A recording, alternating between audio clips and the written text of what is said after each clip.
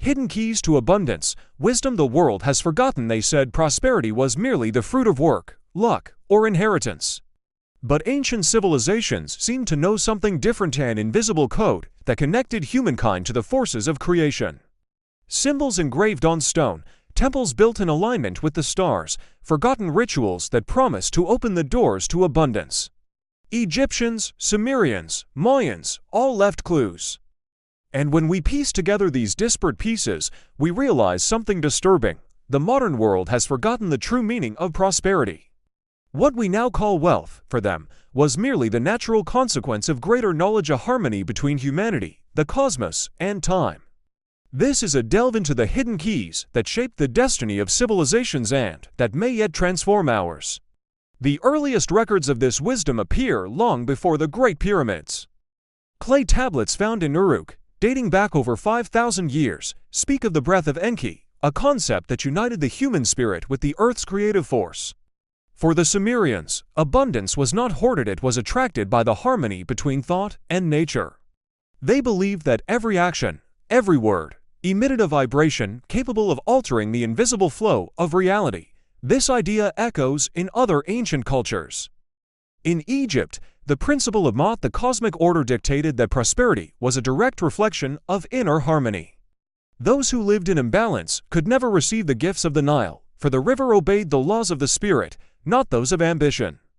Interestingly, this connection between mind and matter even appears in the Hermetic writings attributed to Hermes Trismegistus, the thrice great. He stated that as above, so below, as within, so without. A phrase that, at first glance, seems philosophical, but conceals a universal code. Man is a microcosm of the universe itself, and to master oneself is to master the forces that govern reality.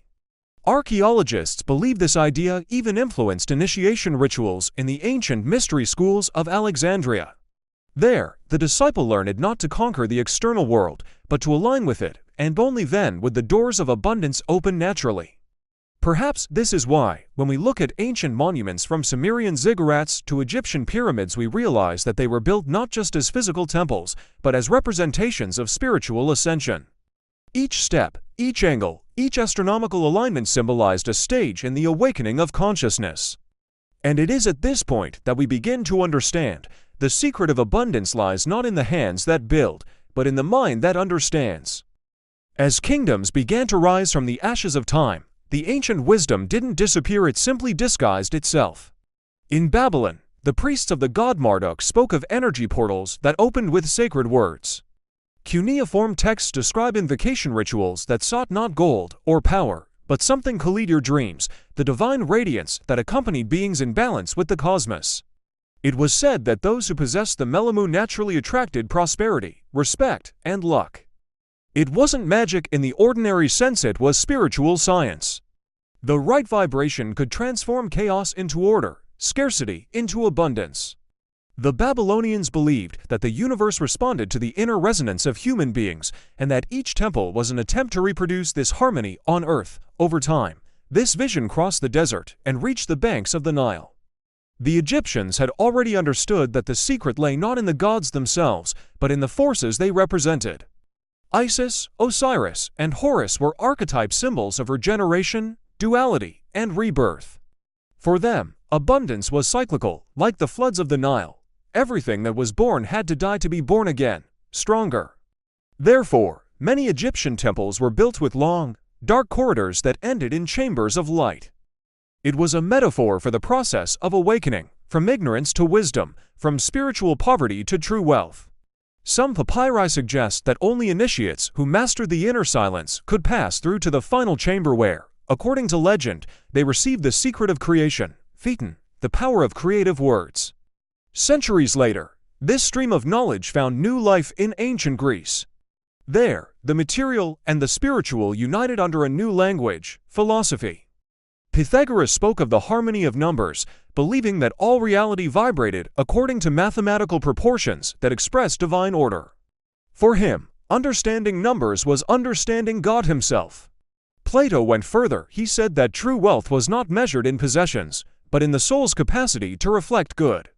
He compared the human mind to a mirror of the cosmos. When this mirror is clean, abundance manifests effortlessly, because humanity and the universe become one. This triad, Babylon, Egypt, and Greece, formed the foundation of what we now call occult science. A wisdom that united the mystical with the practical, the invisible with the concrete. And it's curious to note that, even millennia later, fragments of this doctrine still survive in symbols we use without realizing it: the scales of justice, a legacy of Ma'at; the five-pointed star, the Pythagorean symbol of the harmonized human being; and even the all-seeing eye, the same one that crowned the temples of Isis. Everything points to the same message: abundance is a consequence of alignment, not blind effort. But the most intriguing thing is what comes next. Because, at some point in history, this knowledge began to disappear, or perhaps to be hidden. For centuries, the wisdom that united humanity and the cosmos thrived in temples, libraries, and initiatory schools. But history shows that all-powerful knowledge attracts not only seekers, but also those who wish to control it. When the Roman Empire began its expansion, many of these teachings were silenced, considered dangerous to the emerging order. Books were burned, temples looted, and what remained of ancient wisdom was fragmented into fragments of legend and myth. But there are records that suggest that some of this knowledge was preserved in secret, hidden within monastery walls, underground crypts, and mysterious orders. One of the most striking episodes of this loss was the destruction of the Library of Alexandria, the greatest repository of ancient knowledge. It is estimated that more than 700,000 scrolls were consumed by the flames, many of them containing translations of Egyptian, Sumerian, and Greek texts on the laws of the universe and the principles of creation.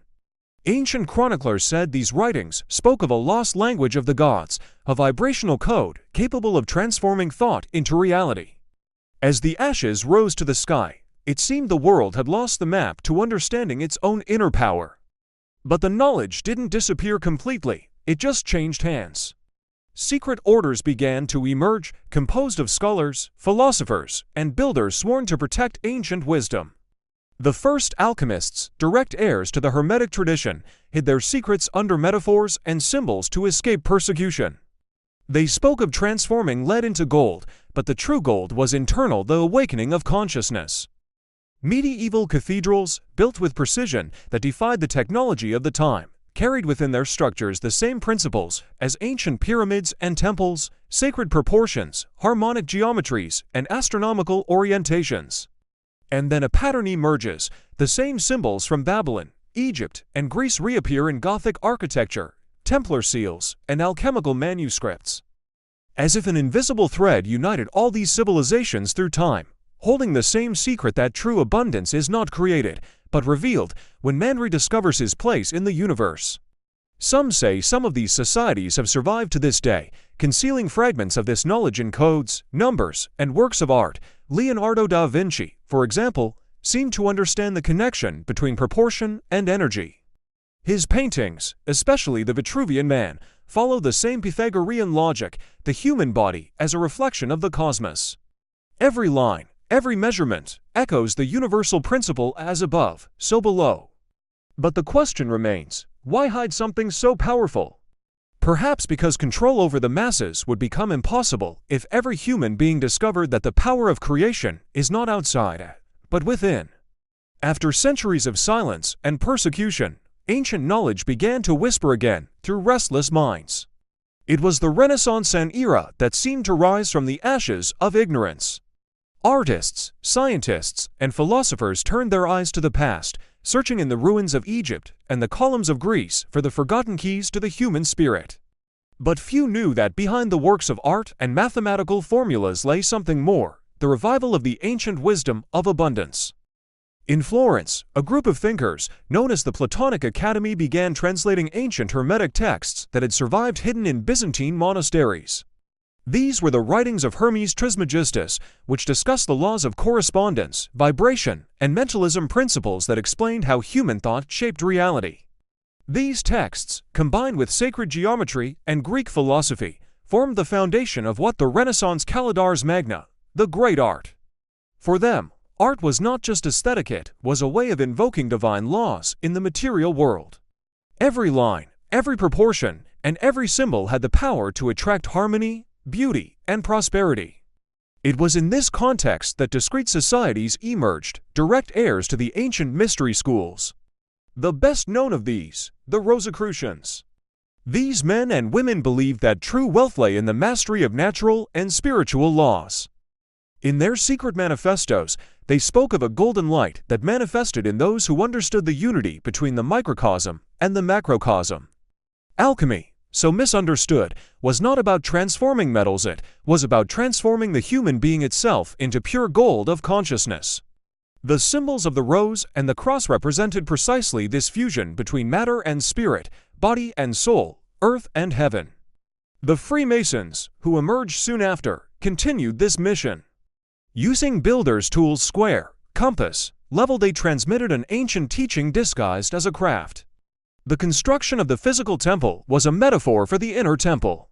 The square symbolized the rectitude of thought.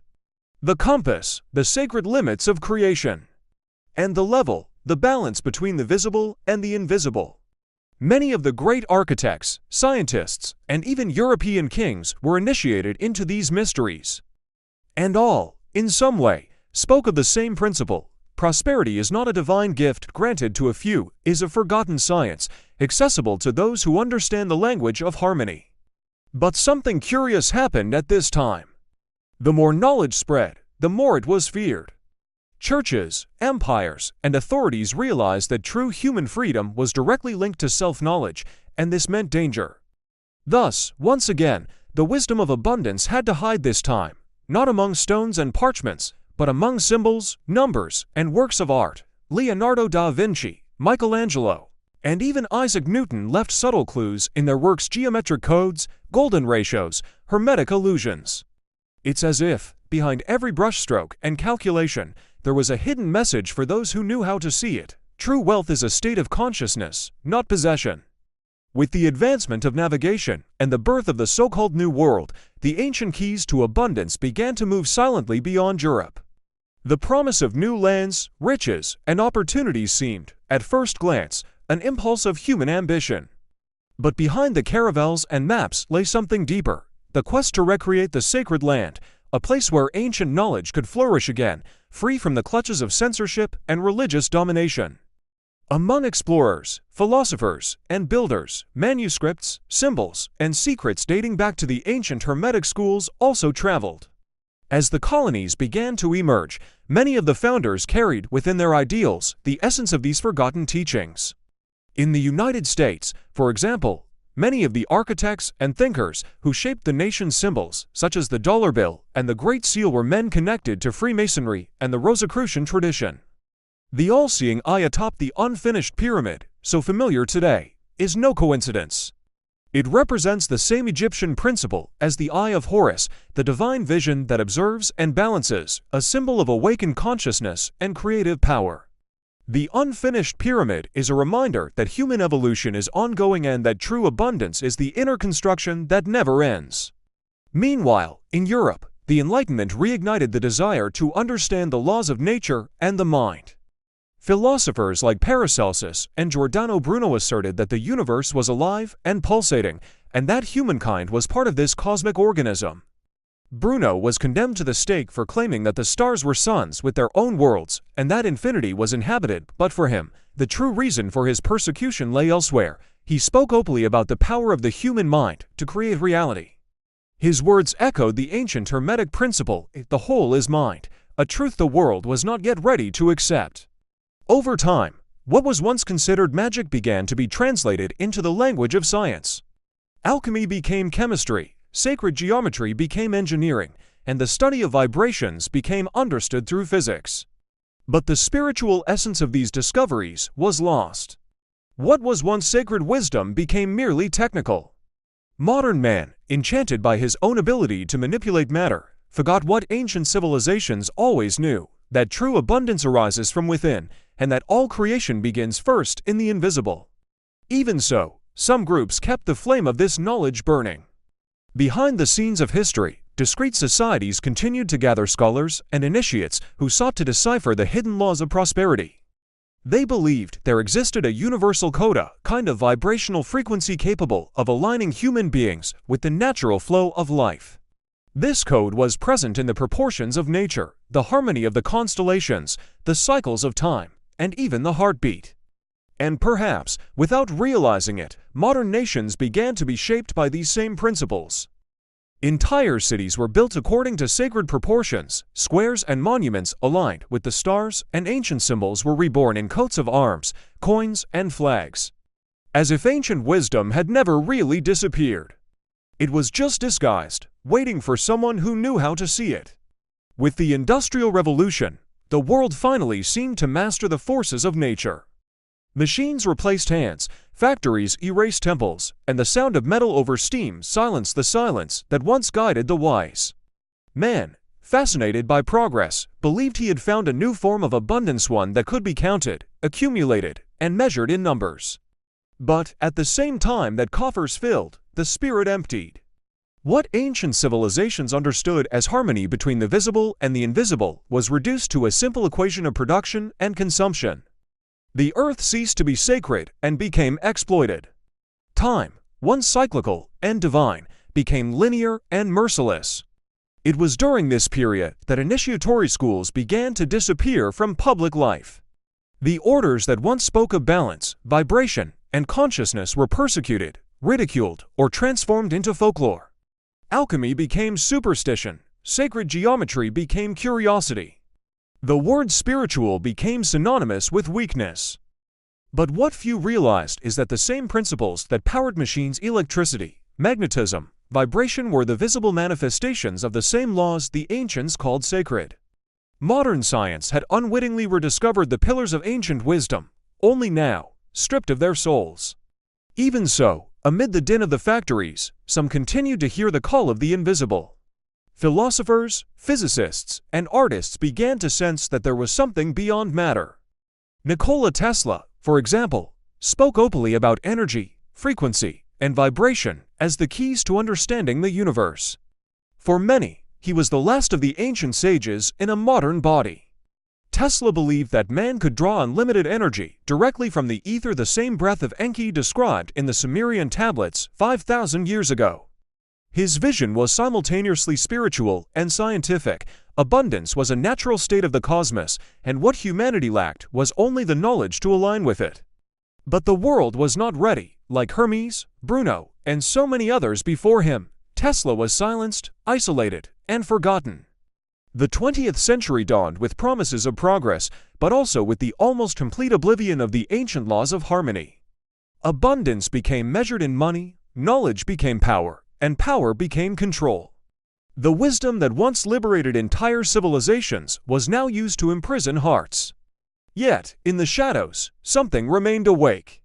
Manuscripts circulated secretly among discreet societies, philosophers wrote under pseudonyms, and a new generation of seekers began to rediscover what the world had forgotten, that true prosperity lies not in conquering the world, but in understanding how it truly works. And it is precisely at this point that the cycle begins to close. Because every time man strays from harmony, the universe finds a way to remind him of what was lost. The 20th century marked the beginning of a new revolution, not industrial, but invisible.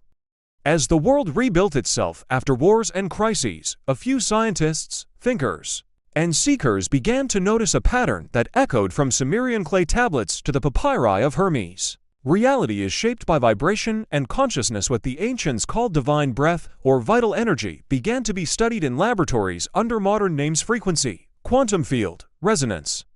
The boundary between the mystical and the scientific began, for the first time, to dissolve. Einstein stated that everything is energy, and that is all there is. Niels Bohr, studying the behavior of electrons, discovered that matter only manifests itself when observed. This was scientific confirmation of the ancient Hermetic maxim, the whole is mind, the universe is mental. Quantum physics has revealed that the observer influences the observed, that is, consciousness creates reality. And suddenly, what was previously considered occultism now has an empirical basis. Modern science was, without realizing it, touching the same laws that Egyptian temples and Babylonian altars already honored. Everything that exists vibrates, responds, and aligns with thought. But despite these discoveries, the world still resisted seeing their deeper meaning. Science explained the phenomena, but not the purpose. Man came to know how things worked, but forgot why. Yet echoes of ancient knowledge began to resurface in new forms, in philosophical currents, in spiritual movements, and even in the arts. Authors like Carl Jung spoke of the collective unconscious, the invisible field that connects all human minds. Others, like Joseph Campbell, showed that all Earth's myths told the same story: the soul's journey toward wholeness. It was as if humanity itself began to remember that the secret of abundance has always been linked to unity consciousness. During this same period, a new symbol began to emerge in the collective imagination: the inner light. Spiritual and esoteric movements spoke of awakening, the idea that the human mind, when aligned with the purpose of the universe, can access the same creative power that the ancients called divine. It was no coincidence that so many scientific discoveries emerged at this time: radio, electricity, waves, vibration, magnetism, all concepts that the wise men of old already understood under other names. What the world called progress was actually a disguised memory. The universe was slowly returning the map that had been burned in Alexandria. And gradually, seekers began to emerge again, men and women who, inspired by modern science and ancient wisdom, tried to reconcile the invisible with the visible. They spoke of universal laws, mental energy, the power of intention. Some were ridiculed, others ignored, but the truth was back on the surface. Abundance, which the world believed to be a prize for the few, was once again understood as a natural consequence of the alignment between mind and cosmos. What the pyramids taught in stone, physics now explained in formulas. And the most beautiful thing is that the awakening was just beginning. During the Middle Ages and Renaissance, while most people lived in submission to the church and fear of the unknown, there were small groups dedicated to preserving ancient wisdom. They believed that true power lay not in thrones or swords, but in knowledge, and this knowledge needed to be protected at all costs. Thus, the so-called secret societies, direct heirs of the Egyptian temples, the Pythagorean schools, and the mysteries of Babylon. The alchemists, the Rosicrucians, and later the Freemasons claimed to follow the same principle that guided the builders of the pyramids: as above, so below. This phrase, inscribed on the emerald tablet of Hermes Trismegistus, became the heart of spiritual alchemy, the idea that everything in the universe reflects a higher order. Alchemists didn't simply seek to transform lead into gold, as many believe. The transmutation was symbolic. Lead represented the raw human being, trapped in ignorance and fear. Gold awakened consciousness, in harmony with the universal laws of abundance. These groups guarded manuscripts, diagrams, and codes based on ancient Egyptian and Babylonian traditions. They believed that the energy of prosperity could be accessed through specific symbols, proportions, and sounds formulas that would later inspire both the sacred art of cathedrals and the hidden codes in works like Leonardo da Vinci's The Last Supper. But the power to understand these symbols required something rare: spiritual discipline and inner silence. Therefore, his teachings were passed on only to initiates, by word of mouth, away from the public eye. The secret wasn't just what they knew, but the fact that they knew how to think. Over time, much of this knowledge was distorted, transformed into legends or myths. Still, fragments of this wisdom survived hidden in monuments, works of art, and even in the urban structures of some ancient cities, which follow sacred proportions inherited from divine geometry. What few people realize is that these symbols are not just decorative, they vibrate. They were designed to align man with the invisible forces of creation, the same forces that shaped the universe and, according to the ancients, open the doors to true abundance. Today, with all the technology around us, humanity believes it has reached the pinnacle of knowledge. But hidden between the lines of history, there lies a profound irony. The further we advance, the more we realize that the ancients already knew much of what we are now rediscovering. Quantum physics is beginning to affirm that everything is energy, vibration, and frequency, exactly what ancient civilizations proclaimed thousands of years ago through symbols, temples, and rituals. Modern researchers, archaeologists, and linguists are revisiting forgotten inscriptions and discovering within them a sacred mathematics, a universal harmony that repeats itself from the pyramids to the ancient Mayan cities. It's as if cultures across the planet have received the same code, a silent manual on how to align human beings with the abundance of the cosmos. In Indian temples, the walls are engraved with geometric diagrams called yantras, similar to the patterns of Egyptian pyramids and Babylonian circles. In Machu Picchu, Peru, the proportions of the stones follow the same principles of harmony found in the Parthenon in Greece. And in each of these places, there is the same intention, to channel the energy of creation, transforming the space into a meeting point between man and the divine. What the ancient sages seemed to understand, and what we are only now rediscovering, is that abundance is not a material achievement, but a state of harmony. A balance between the inner and the outer, between the visible and the invisible. They believed that by vibrating in harmony with universal laws, human beings not only attracted prosperity, but also became an active part of creation itself.